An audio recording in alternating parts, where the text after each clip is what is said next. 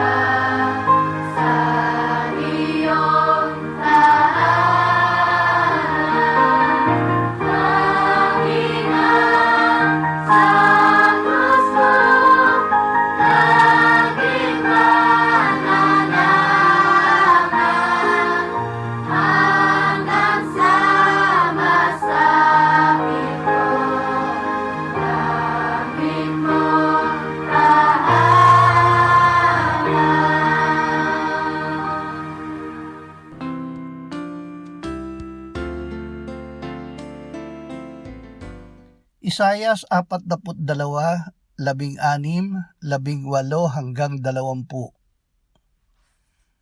Aking aakayin ang bulag sa daan na hindi nila nalalaman, sa mga landas na hindi nila nalalaman, sila ay aking papatnubayan.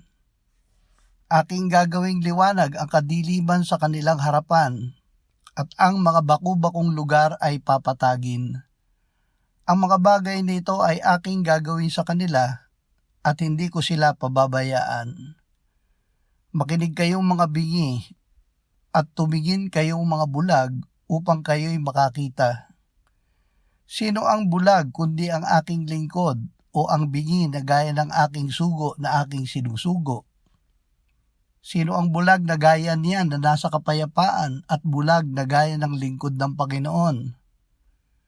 Ikaw na nakakakita ng maraming bagay, ngunit hindi mo ginagawa ang mga ito. Ang kanyang mga tainga ay bukas, ngunit hindi siya nakakarinig. Ang Diyos ay nagbibigay ng liwanag sa bulag.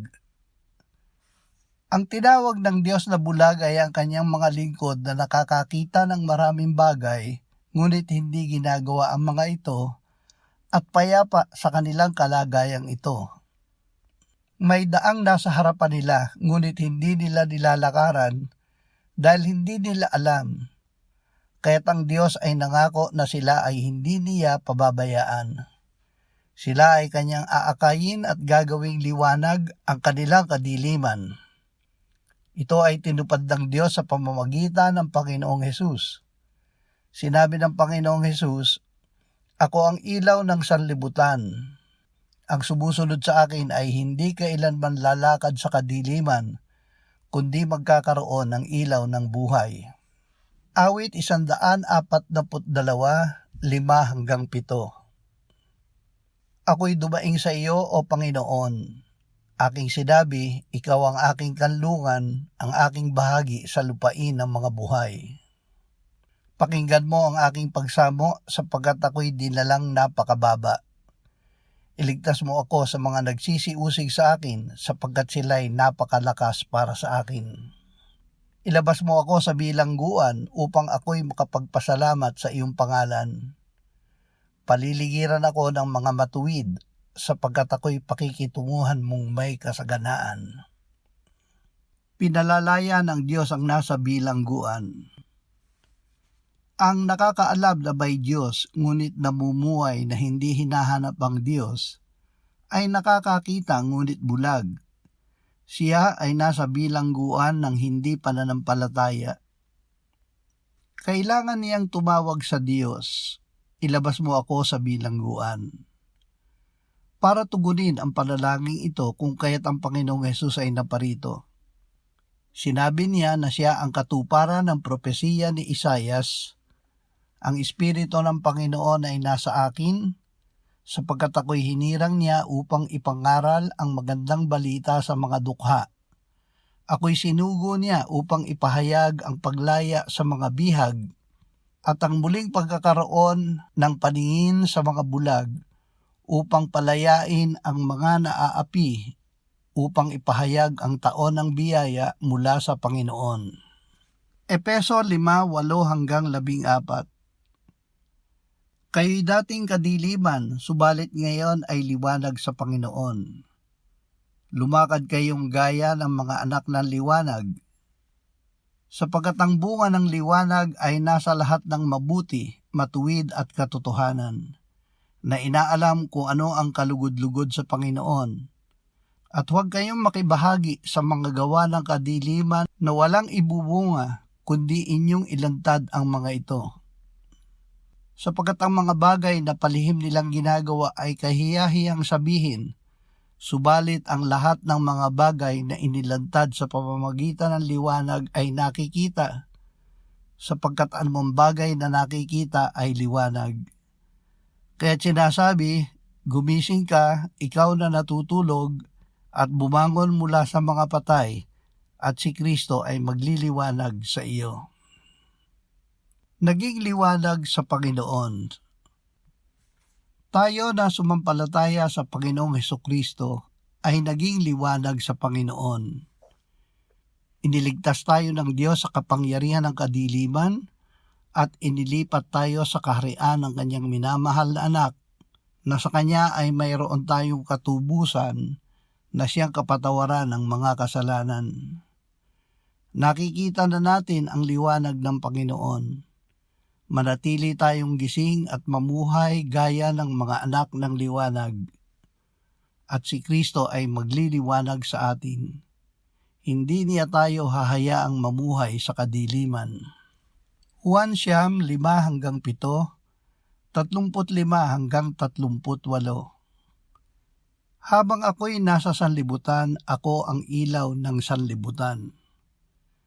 Nang masabi niya ang mga bagay na ito, siya'y dumura sa lupa at gumawa ng putik mula sa dura at pinahira ng putik ang mga mata ng lalaki. At sinabi sa kanya, humayo ka, maghugas ka sa imbakan ng tubig ng Siloam, na ang kahulugan ay sinugo.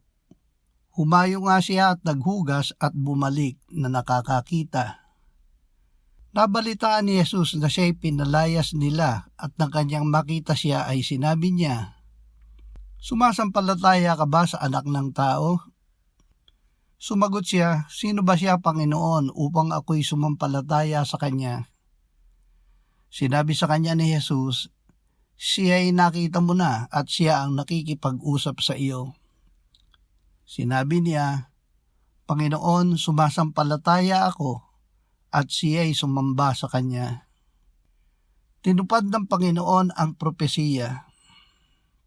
Ang propesiya na ang Panginoon ay magbibigay ng liwanag sa mga bulag ay tinupad ni Jesus nang ibalik niya ang paningin ng lalaking ipinanganak na bulag.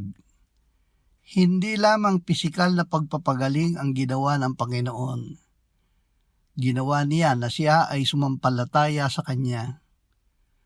Nang magtanong ang lalaki kung sino ang anak ng tao ay sinabi niya, siya ay nakita mo na at siya ang nakikipag-usap sa iyo.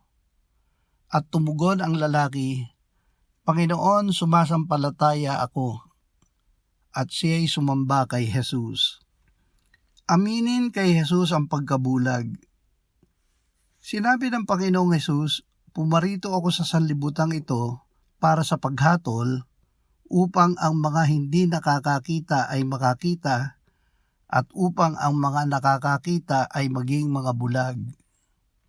Upang tayo ay makakita, aminin natin sa Panginoon na tayo ay bulag. Huwag nating sabihin sa Kanya na tayo ay nakakakita kung hindi tayo talaga nakakakita. Sinabi din ng Panginoong Hesus, kung kayo'y mga bulag, hindi kayo magkakaroon ng kasalanan. Subalit ngayong sinasabi ninyo, kami nakakakita, nananatili ang inyong kasalanan.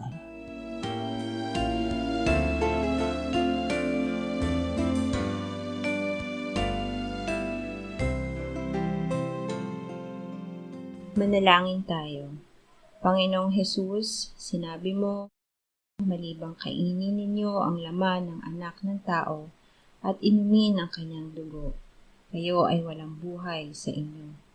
Ang sino mang kumakain ng aking laman at umiinom ng aking dugo ay may buhay na walang hanggan. At akin siyang muling bubuhayin sa huling araw.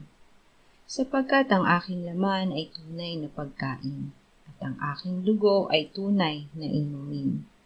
Siya na kumakain ng aking laman at umiinom ng aking dugo ay nananahan sa akin at ako sa kanya.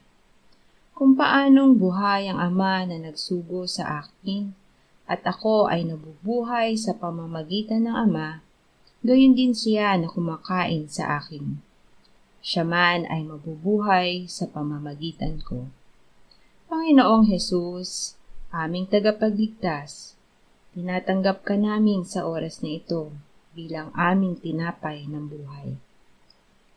Tinatanggap namin ang iyong katawan na ipinako sa krus, namatay, inilibing, pinuhay na muli at iniakyat ng Ama sa kanyang kanan sa langit bilang aming tunay na pagkain.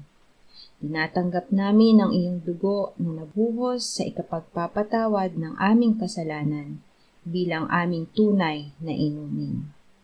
Manahan at mabuhay ka sa amin upang kami ay mamuhay sa pamamagitan mo kung paanong ikaw ay namuhay sa pamamagitan ng Ama. Salamat, Ama, sapagkat dahil kay Kristo, kami ngayon ay nakapamumuhay kasama mo kaisa ng Espiritu Santo. Sa iyo ang lahat ng kalwalhatian, ngayon at magpakailanman. Amen.